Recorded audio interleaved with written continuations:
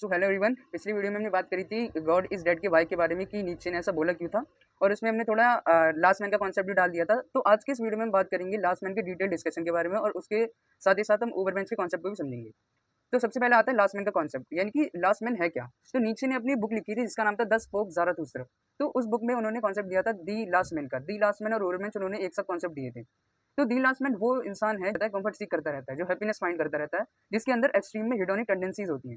अगर किसी को हिडोनिक टेंडेंसीज का मतलब जानना है तो मेरे हिडोनिज्म के लेक्चर को जाके देख सकता है, इसी के साथ में डिस्क्रिप्शन में लगा दूंगा।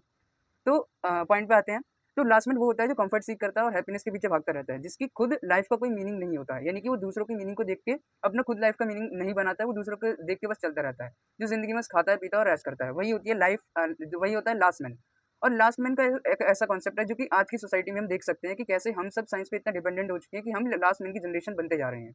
इसी को कहते हैं दी जनरेशन ऑफ लास्ट मैन, और यहीं से आता है सोसाइटी का डाउनफॉल। अब ये बता दो कि लास्ट मैन की जनरेशन आई कैसे। वो आई है एग्जिस्टेंशियल क्राइसिस और नाइलिज्म की वजह से।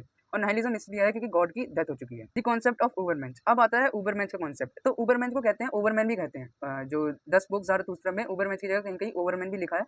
तो ये क्या कहती है, ओवरमैन का कॉन्सेप्ट क्या कहता है, ये लास्ट मैन का एकदम अपोजिट है। जैसे कि लास्ट मैन कंफर्ट सीख करता है, तो ये अपने आप को सेल्फ ओवरकम करता है, यानी कि अपने कंफर्ट को ओवरकम करता है, अपनी खुद की हिडोनिक टेंडेंसीज को ओवरकम करता है। ये किसी दूसरे की मोरालिटी से बाउंड ना होकर अपने खुद के रूल्स बनाता है, अपने खुद के वैल्यू सिस्टम बनाता है। ये हर्ड मेंटालिटी को फॉलो नहीं करता है।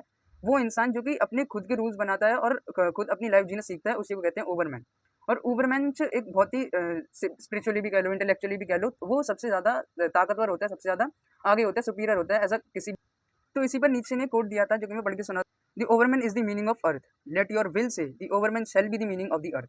तो इन्होंने ये कोट दिया था अपने 10 बुक ज़ारथुस्त्र में। ये पूरा खुद का एक फिलोसफिकल पूरा टॉपिक बन सकता है, तो मैं इसको कहीं अगली वीडियो में कवर करने की कोशिश करूंगा, इसमें मैं इसे डाल नहीं सकता। तो अब डिफरेंस आता है कि लास्ट मैन और ओवरमैन में डिफरेंस क्या है। तो मैंने बता दिया है, उसमें बहुत ज़्यादा डिफरेंस है। जितना एक बंदर और इंसान में डिफरेंस होता है, उतना ही एक लास्ट मैन और ओवरमैन में डिफरेंस होता है। एक लास्ट मैन की जनरेशन ओवरमैन को सरपास नहीं कर सकती, क्योंकि वो इंटेलेक्चुअली भी सुपीरियर है और वो इंटेलिजेंस में भी बहुत ज़्यादा सुपीरियर है एज अ मैन। तो आज की वीडियो लेक्चर में इतना ही।